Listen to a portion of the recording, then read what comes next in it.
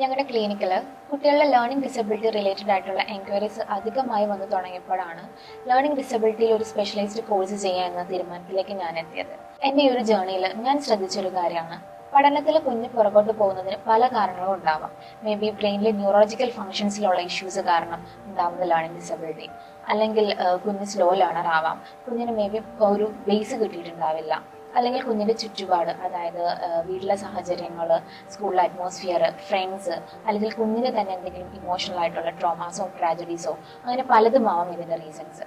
എന്തൊക്കെ കാരണങ്ങൾ കൊണ്ടാണെങ്കിലും പഠനത്തിൽ ബാക്ക്വേർഡ് നിൽക്കുന്ന കുട്ടികളിൽ മറ്റ് ഇമോഷണൽ ഇഷ്യൂസിൻ്റെ ഒപ്പം തന്നെ കാണുന്ന ഒന്നാണ് എസ്കേപ്പിസം. കാരണം പഠനത്തിൽ പുറകോട്ട് എന്നതിനെ ഒരു കംപ്ലീറ്റ് ഫെയിലർ ആയിട്ട് കണ്ടുകൊണ്ടുള്ള മറ്റുള്ളവരുടെ പെരുമാറ്റവും പരിഹാസവും ഒക്കെ കുഞ്ഞിൻ്റെ ആ ഒരു കോൺഫിഡൻസിനെയും സെൽഫ് എസ്റ്റീമിനെയൊക്കെ വല്ലാതെ ഇല്ലാതാക്കി കളയും.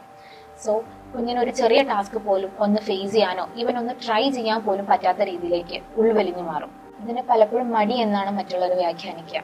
മേ ബി ഒത്തിരി കഴിവുകളുള്ള കുട്ടിയാവാം, മറ്റൊരു മേഖലയിൽ നല്ല രീതിയിൽ എക്സൽ ചെയ്യേണ്ട ഒരു വ്യക്തിയാവാം ഇത്തരം മെന്റൽ പ്രഷറും ആൻസൈറ്റിയൊക്കെ കാരണം ഉൾവലിഞ്ഞു പോകുന്നത്. ഇവിടെ കുട്ടിയുടെ പാരൻസും ടീച്ചേഴ്സും ഒരുപോലെ ശ്രദ്ധിക്കേണ്ടത് ആദ്യം കുഞ്ഞിന്റെ ആക്ച്വൽ പ്രോബ്ലം എന്താണെന്ന് തിരിച്ചറിയുകയും അതിന് ആ ഒരു പ്രോപ്പർ ടൈം പീരീഡിൽ തന്നെ കറക്റ്റ് ആയിട്ടുള്ള ഇന്റർവെൻഷൻ കൊടുക്കാനും ശ്രമിക്കണം.